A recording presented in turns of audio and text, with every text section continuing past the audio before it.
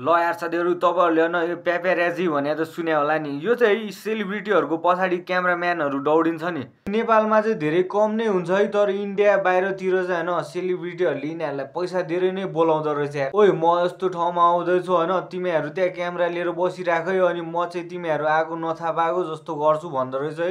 All the stars, they even ready to pay and they say भैया please हमारा shoot करो। कोई नाम दो ना। Everybody who's new यस्तो चाहिँ हैन नयाँ नयाँ सेलिब्रिटीहरु जसलाई चाहिँ हैन फेमस हुनु मन छ, यस्तोहरुले चाहिँ पैसा तिरेर बोलाउँदो रहेछ हैन। कोही कोही त रियल नै सेलिब्रिटीहरु हुन्छ नि त हैन। यस्तो रियल सेलिब्रिटीहरुलाई चाहिँ हैन यो मिडियाहरुले सुँगेर नै थाहा पाउँछ यिनीहरु कहाँ हुन्छ भनेर। तर यसको सुरुवात चाहिँ कहाँबाट हो साथीहरु? 1960 मा हैन एउटा डोल्चे भिटा भन्ने इटालियन फिल्म आएको रहेछ हैन। अनि यो फिल्मको मेन क्यारेक्टर चाहिँ त्यो एउटा क्यामेराम्यान रिपोर्टर। यो रिपोर्टरले चाहिँ हैन सेलिब्रिटीहरुलाई देख्ने बित्तिकै हैन भैयाजी स्माइल भन्दै तिनीहरुको पछाडी दौडिने हैन, सेलिब्रिटीहरुलाई टर्चर गर्ने, सेलिब्रिटीहरु त हैन देखेकै भाग्दिहाल्ने रहेछ हैन। रिपोर्टरको नाम चाहिँ हैन पापाराज्जु हुँदो रहेछ है। अनि यो प्यापेराजी वर्ड छ नि, यो चाहिँ इटालियन स्ल्याङ वर्ड। यसको मिनिङ चाहिँ हैन त्यो झिंगा भनभनाउँछ नि वरिपरि